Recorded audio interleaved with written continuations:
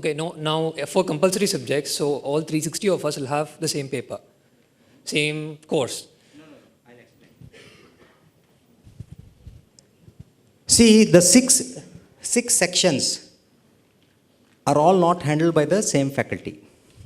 Okay, but the faculty for, let's say there are 3 faculty taking 2 sections each. They will all follow the same course outline. Your midterm and end term examination papers will be the same. They would have decided your session plan is also same. What happens in first session, what happens in second session, what is in third, everything is same. But when we do relative grading, we don't pull them together. I have taught 120, I will do it only for that 120. Right? Because I cannot grade. See, the thing is, these 2 sections have received my input. So if I have to do relative grading, it's fair that I do it only for those sections. So the other faculty will do for their sections. That's how it is done. We don't pull it together. We don't. Yes, sir. Why do we call it primers? Like, what's so special about it? Like you said that 1st July session will start. Okay, they prime you up for your courses. I will tell you the primers. Why do business schools, especially the good ones, go through the CAT route or the XAT route? Tell me. What are you tested on? You have something on mathematics, something on English, right? And then something on logic and other things, right? Now, they are supposed to test your general proficiency which exists within you, whether or not you are writing an exam.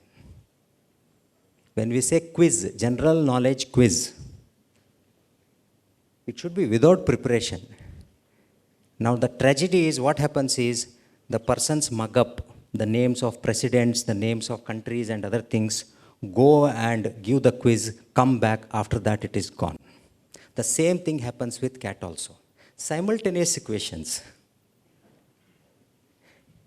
You study simultaneous equations during CAT not to really internalize what is simultaneous equation, but to crack CAT. So once you have 95%, 96%, the achievement is done, finished. Baad mein kisko chahiye wo? Right? Now we have faced this situation that when but we take candidates with the belief that they have minimum level of proficiency in these things. But we find that that is not the case. There are people who have not studied mathematics after their 12th. Right? There are people who have not studied English after their 12th, such as engineering. Right? So, no offense meant. I am an engineer myself. Okay. So, these primers will give you some inputs, will prepare you for the journey ahead. That is why they are called as primers. Okay. In IIMs, they are called as remedials. Remedials are for deficiency. So, we would not like to call it as remedials, we call it as primers. Okay.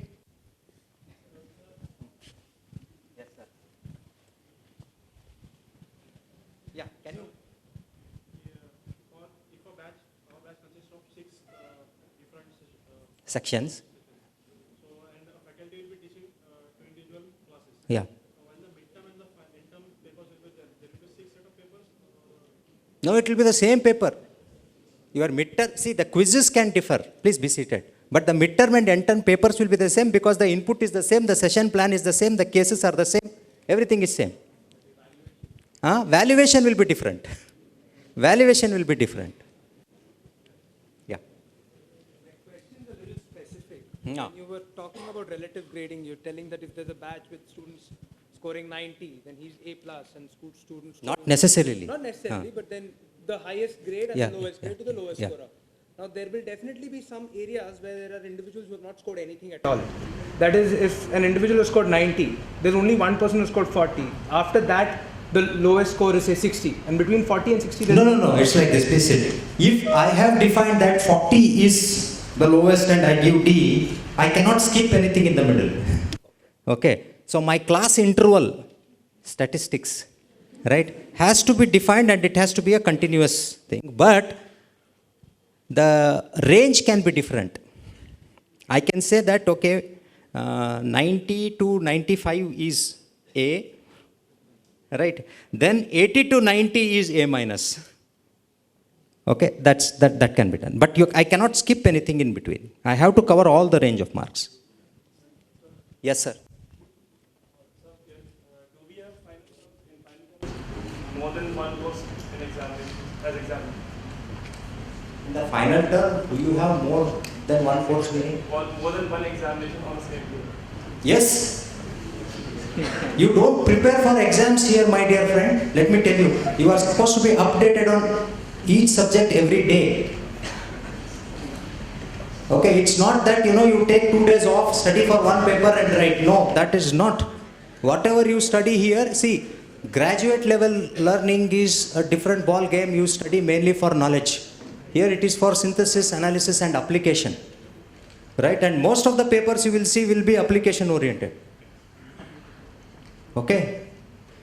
When you go and take up work later in a company, a problem is given to you and you cannot say, let me go think over, after 3 days I will come and solve it. No. Firefighting has to be done immediately, right? Yeah, that's how it is. But having said that, your fate is not decided just on the basis of your performance in end-term examination. We say that end-term examination weightage can be only 30%. 30 or 40% is the maximum. So by the time you write your end-term examination, 60% of evaluation is over and you know where you stand also. Right? And some of your seniors who are, good in all these evaluation components, the end-term examination, they'll be writing like this. Everything they know. Okay? Yeah.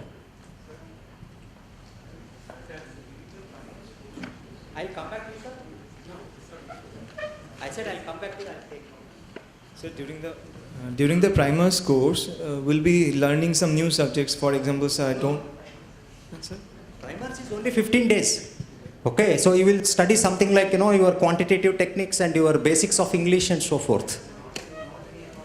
If you no, I think there is some on accounts to prepare, but you have 2 separate accounts courses in first term and second term. Okay, it is called financial accounting and management accounting. You will have 60 hours of input on that separately. Okay? Yeah.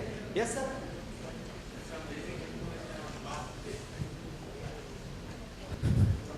Sir, this is a session on academics. Right? So placements will come only after the 2 years are over. I've just begun now. Okay. And our placement record is there on our website. We have done very well this year. It's been 100%. There is a separate session on placements. Okay. Yes. There are 6 sections as I know. So if somebody is for 19 sections, what section? See, I'll tell you, it is only one faculty, how many sections he teaches, only that relative grading we do. We will not take other sections into account. We will not pool sections. I have taught 3 sections, I will relative grade only 3 sections, not the other 3. Okay? Silence, please. Where does? Flunking in a subject means F. No, not necessarily. I might give D minus and not give F to anyone. Yeah, but there have to be D's and C's and B's. See, if I say that, okay, 40 is the minimum, so I give D there, then I go up, the next one is 60. But I would have said 40 to 45 is D, 45 to 50 is D plus, so there is nobody there. 50 to 55 is C minus, there is nobody there. Right? Then 60 to 65 is the next one where I put B or B minus. So I will have to define the marks range for each grade. It only happens that there is nobody who has secured that marks. That answers your question. Somebody said specific question. That's what I was saying. Right? Yes? It's a continuation of the same question. Like you may decide on 50 to 55 whether it should be a C minus or not. Do you follow a bell curve or something? Because it looks crudely like a bell curve, but not fitting 100% into central tendency. Because it's relative and absolute at the same time. No, it is not. It is not.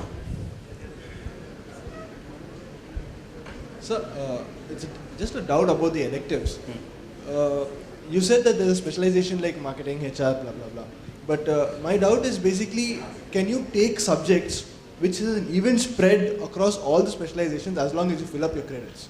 Is there any yes, you can restriction? take. You can take. You can take 3 courses in HR, 3 in marketing, 3 in MIS, 3 in all. No problem. In that case, how would brand scan come into the picture? We define that if you are specialized. Silence, please. When I say when we define, you should have taken marketing as a specialization. We define minimum number of credits in marketing in secondary electives, right? To the best of my knowledge, this year it was defined as some 15 credits. If you take 15 credits in marketing, you are termed as a specialist in marketing. Okay? Yeah. Thank you, sir. So you had mentioned that after the 1-year program, you would be able to select, each department would be giving a list of options to be selected. So this selection would be only for the fourth term or? No, it is for the entire. See, the way it is done is, in the month of March, which is the last month of your first year, you will be exposed to the electives and credits, and the registration form will be given to you. So you will have to tick your electives. The registrations for 4th term will be firm. You cannot change it. That's because, you go to your summers and you come back, we have to start immediately. But once you come back, we give some 3-4 days time for you. You want to change anything in 5th and 6th, you can change. Minor changes, but not wholesale changes. Right? Yeah. Guru, can I say something? Beta, pehle paida ho jao. You have 1 year to decide about all these things, 1 year to worry about all these things. Don't worry. And we are all there to guide you. We are not here to spoil your life. We are not here to butcher you. We are going to butcher you. That's a different issue. We are here to make your career. Trust us. You are the 30th batch. And we have the best accreditation in the world. We have excellent processes in place, excellent faculty members. They are there to guide you. Don't worry. Okay? So, first, shuru to karo.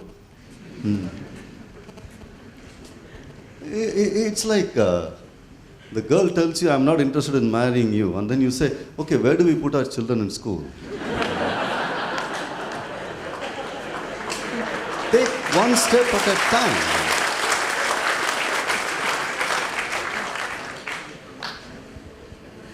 Any more interesting questions?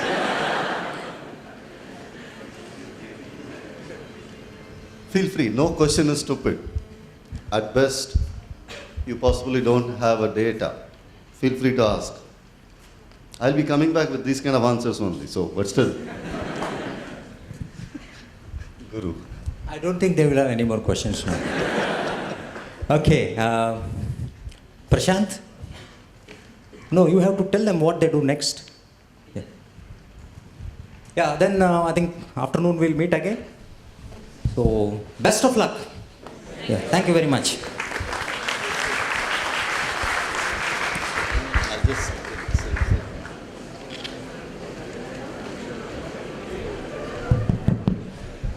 Okay, I addressed you earlier in a very formal setting.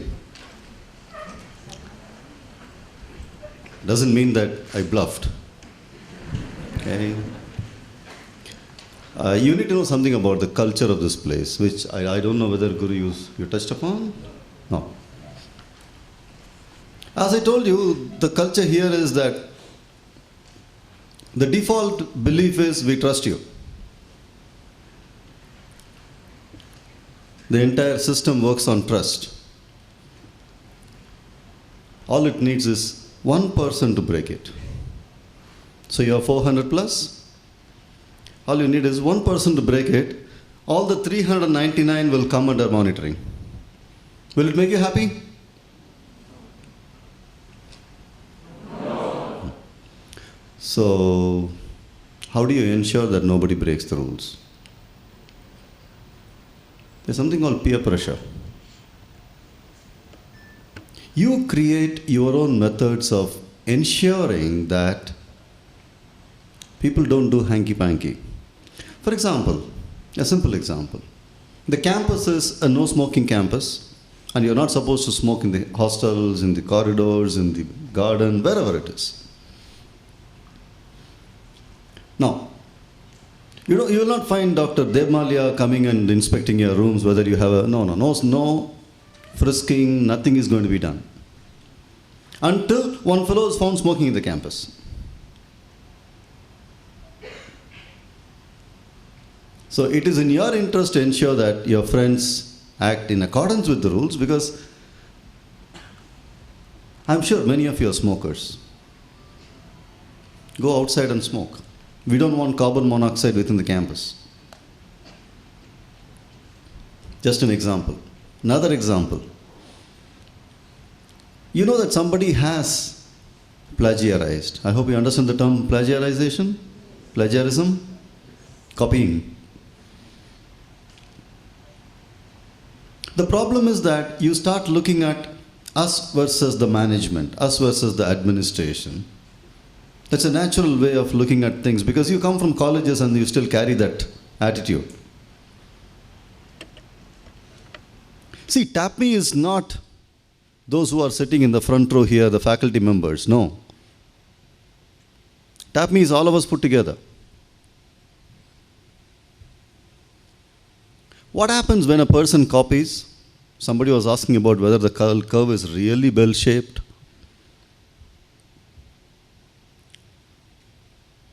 Because that person moves ahead, somebody else moves back in relative grading. Yes or no? It's something like a bunch of goons coming and breaking the queue. How will you feel?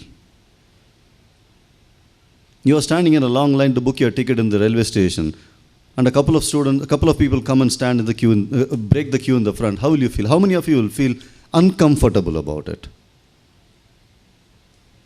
Not many. Surprising. How come? So, copying and getting better marks are the same thing. Similar to that. The same level of discomfort should be there in you, and therefore you should fight. Won't you fight when a person gets into the queue in the front? Won't you say, "Abhay, line pe aaja"? Bolte na? So then why don't you do that here? Don't expect the administration to intervene and regulate. Because we know only one language, the language of Danda. If matters come to us when we have to manage something, we have no other way. One stick and clean it all. In the process, it hurts a lot of people. Can you close the door, please? Thank you. It hurts a lot of people. And remember, when we have to do this, there's a lot of manpower that gets wasted. I would be better off traveling and getting you summer placements and final placements, interacting with the industry, getting HR professionals to the campus to interact with you, get better projects, get better stipends, get better salary, get better profiles. And I would like my faculty colleagues to be spending their time productively this way, and are doing research or improving their teaching prowess and so forth. Now, when you do this, what happens is our time is spent on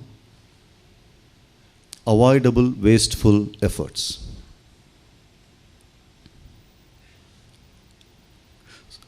Remember, we are all human beings. Rather, we are also human beings. So the anger really gets us. And therefore you will find the punishment is never commensurate with the quantum of felony that you commit. Did you understand that, or did it sound like Latin and Greek? You might have copied in one question in a one-person quiz in a 2-credit course. The punishment may be that you will be asked to withdraw from the program and come back and study the program next year.